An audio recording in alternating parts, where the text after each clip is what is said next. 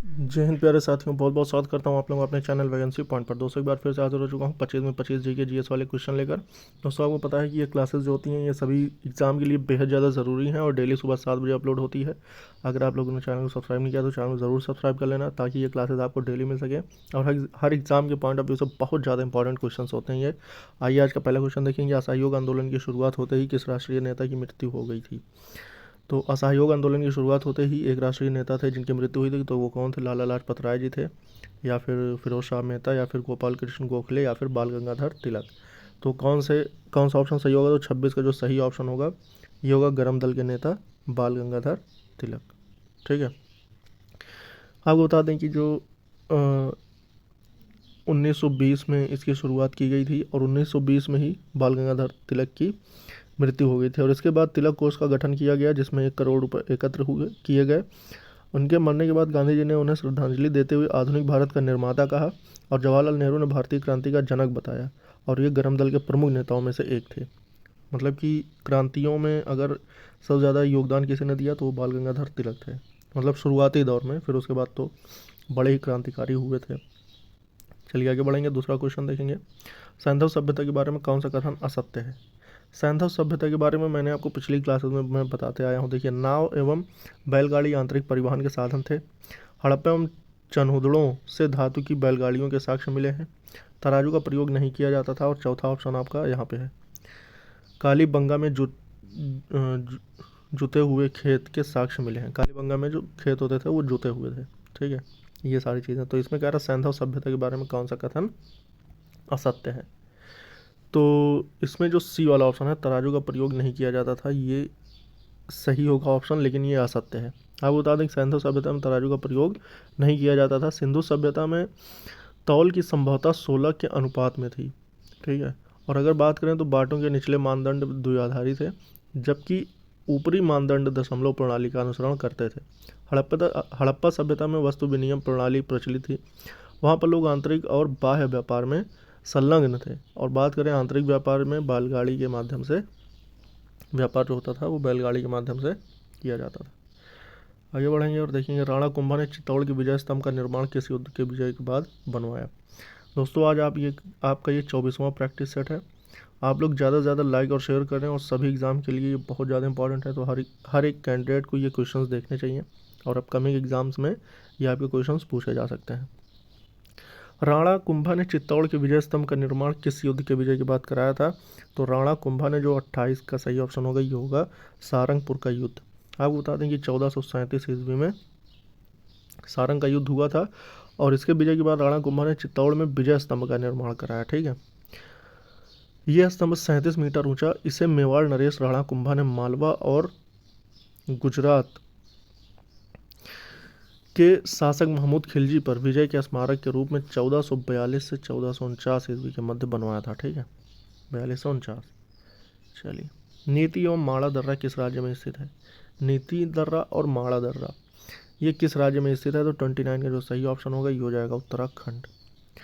तो नीति और माड़ा दर्रा ये इसी स्टेट में है, नहीं उत्तराखंड में है। नीति दर्रा जो होता है उत्तराखंड को तिब्बत से जोड़ने वाला प्रमुख दर्रा है और यह समुद्र तल से 5068 मीटर की ऊंचाई पर है। और ये दर्रा उत्तराखंड के कुमाऊं क्षेत्र में स्थित है। इसके विपरीत माड़ा दर्रा भारत चीन सीमा पर स्थित है। हिमालय का प्रमुख दर्रा है। इसे पिरबाटिया ला या डुंगरीला के नाम से भी जाना जाता है और यह समुद्र तल से 5545 मीटर ऊंचाई पर है। ठीक, और यह दर्रा उत्तराखंड से भारत को तिब्बत से जोड़ता है। माड़ा दर्रा जो है भारत की ओर से उत्तराखंड राज्य के प्रसिद्ध बद्रीनाथ मंदिर के निकट स्थित है। मानसरोवर झील एवं कैलाश पर्वत इसी दर्रे में स्थित है।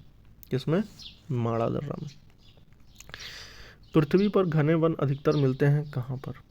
तो 30 का जो सही ऑप्शन होगा ये होगा विषुवत रेखा के पास।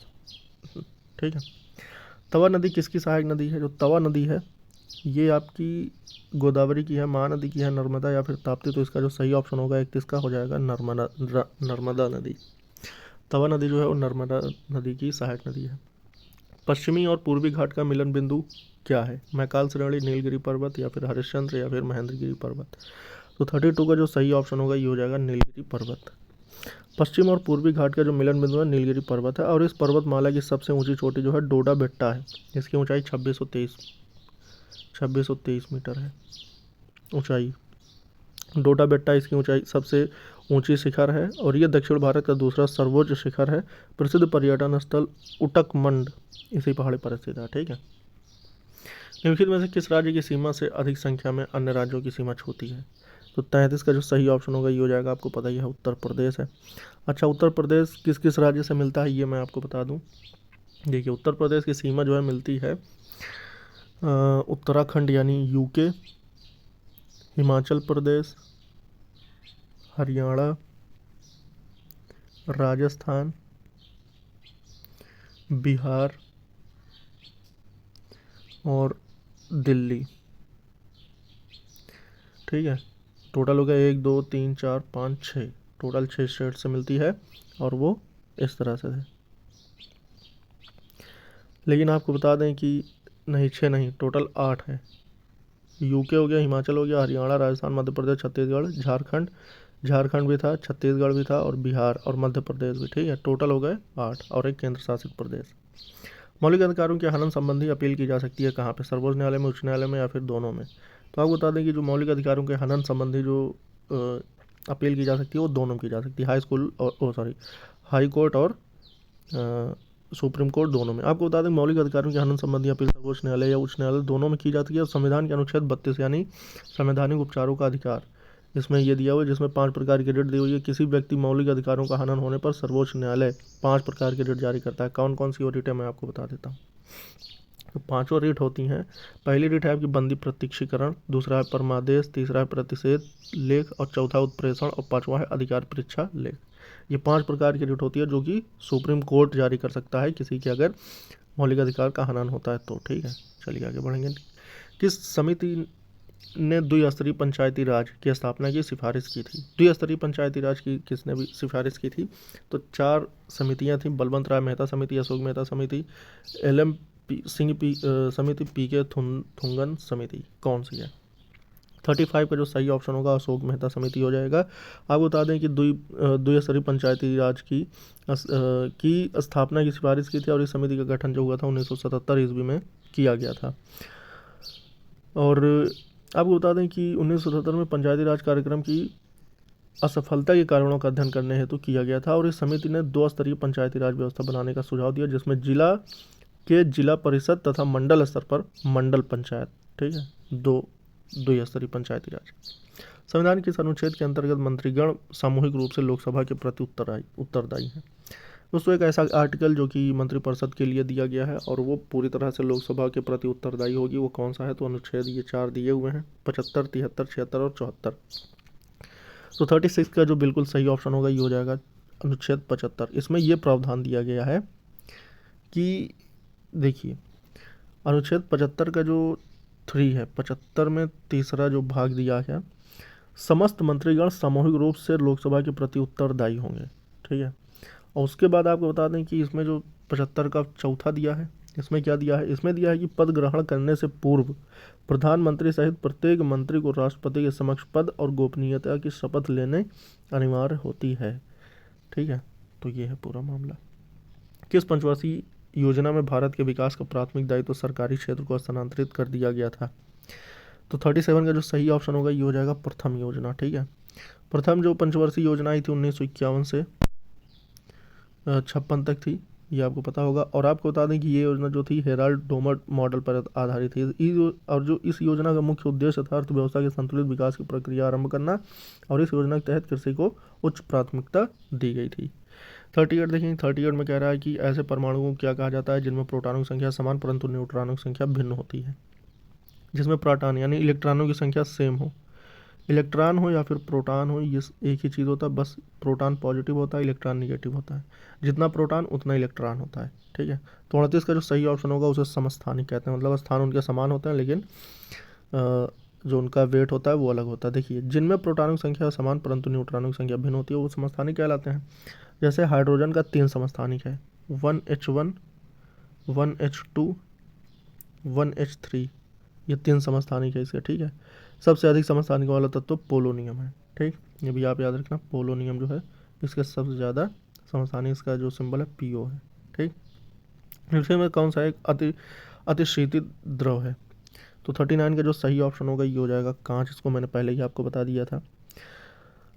कांच एक अतिशीतित द्रव है। इसकी कोई क्रिस्टलीय संरचना नहीं होती और ना ही इसका कोई निश्चित गलनांक होता है। कांच का कोई निश्चित रासायनिक सूत्र नहीं है क्योंकि कांच मिश्रण है, यौगिक नहीं है। और साधारण कांच का जो औसत औसत संगठन है वो कौन कौन सा है, मैं आपको कुछ बता देता हूँ। देखिए, Na2 यानी sodium Si silicon oxide, calcium silicon oxide, और ये कई प्रकार के कांच हैं। जो रेशेदार कांच का प्रयोग बुलेट प्रूफ बनाने में किया जाता है। ठीक है। शीतकाल में पौधे पाले से मर जाते हैं क्योंकि वाष्पोत्सर्जन नहीं होता, इतने कम तापमान पर संश्लेषण नहीं हो पाता, इतने कम तापमान पर शोषण रुक जाता है, ऊतकों की यांत्रिक क्षति और शुष्कन हो जाता है। तो 40 का जो सही ऑप्शन होगा ये हो जाएगा ऊतकों की यांत्रिक क्षति और शुष्कन हो जाता है। ठीक है। आपको बता दें कि देखिए, रक्त के स्कंदन के लिए प्लेटलेट्स उत्तरदायी होता है।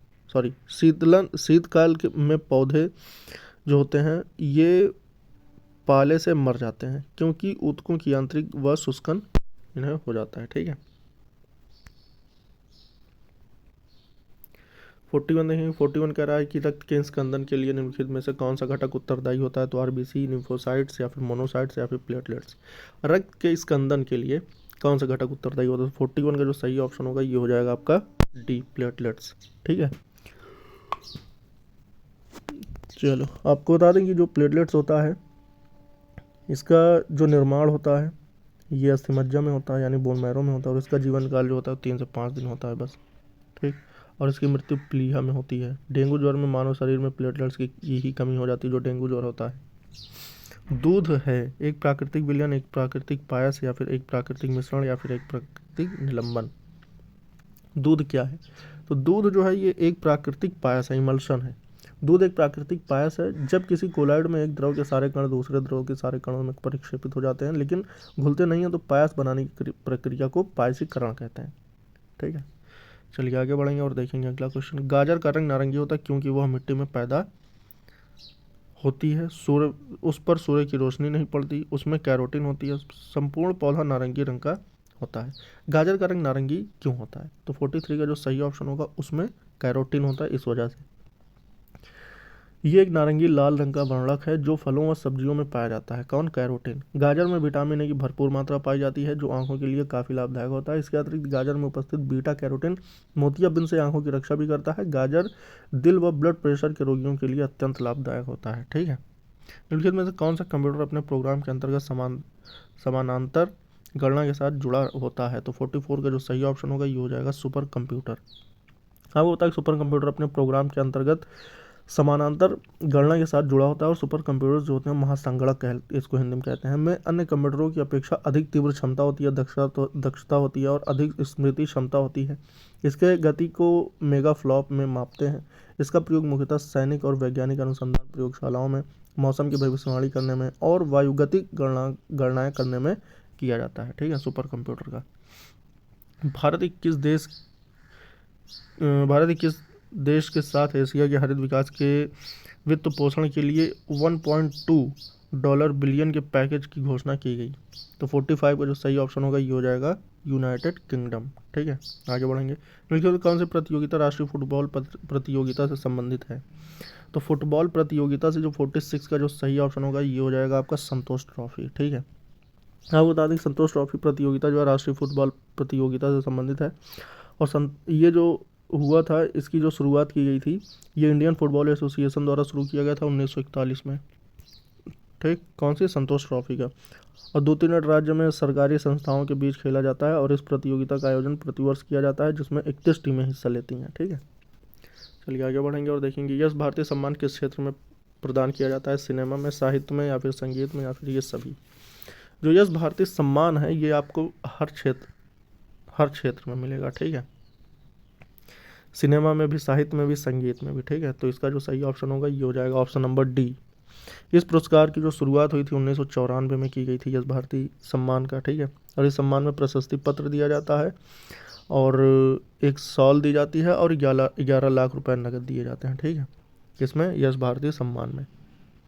चलिए आगे बढ़ेंगे। इसमें देखेंगे अगस्त 2021 में किस एशियाई देश ने खाद्य आपातकाल यानी फूड इमरजेंसी की घोषणा की थी। तो 48 का जो सही ऑप्शन होगा ये हो जाएगा श्रीलंका। ठीक है। 49 देखेंगे पंचमहल कहाँ स्थित है। तो अलीगढ़ में है, फतेहपुर में है, दिल्ली में है, फिर लखनऊ में। 49 का जो सही ऑप्शन होगा ये हो जाएगा फतेहपुर सीकरी में। जो पंचमहल है, आपको बता दें कि पंचमहल को पिरामिड आकार में बने पंचमहल को हवा महल भी कहा जाता है और इसकी पहली मंजिल के खंभों पर शेष मंजिलों का संपूर्ण भार है। ठीक है। और ये फतेहपुर सीकरी किले की सबसे ऊंची इमारत है। संयुक्त राष्ट्र संघ की अधिकृत भाषाओं की संख्या कितनी है। संयुक्त राष्ट्र संघ की अधिकृत भाषाओं की संख्या जो है वो है टोटल 6। ठीक है। और इन 6 भाषाओं में कौन कौन सी है। अरबी है, अंग्रेजी है, फ्रांसीसी है, चीनी, रूसी और स्पेनी है। परंतु इसमें केवल 2 भाषाएं अंग्रेजी और फ्रांसीसी को संचालन भाषा मानी जाती है। और संयुक्त राष्ट्र की स्थापना के समय केवल 4 भाषाएं थी। चीनी थी, फ्रांसीसी थी, अंग्रेजी और रूसी। और आपको बता दें कि वर्ष 1973 में अरबी और स्पेनी को भी शामिल कर लिया गया था, जिससे संयुक्त राष्ट्र की अधिकृत भाषाओं की संख्या 6 हो गई। दोस्तों आप लोगों को पता है कि डेली सुबह 7 बजे क्लास अपलोड होती है। ज़्यादा से ज़्यादा लाइक और शेयर कर देना सभी मित्रों के साथ, और डेली अटेंड करने के लिए चैनल को जरूर सब्सक्राइब कर लेना। इस वीडियो में इतना ही दोस्तों। जय हिंद, जय भारत।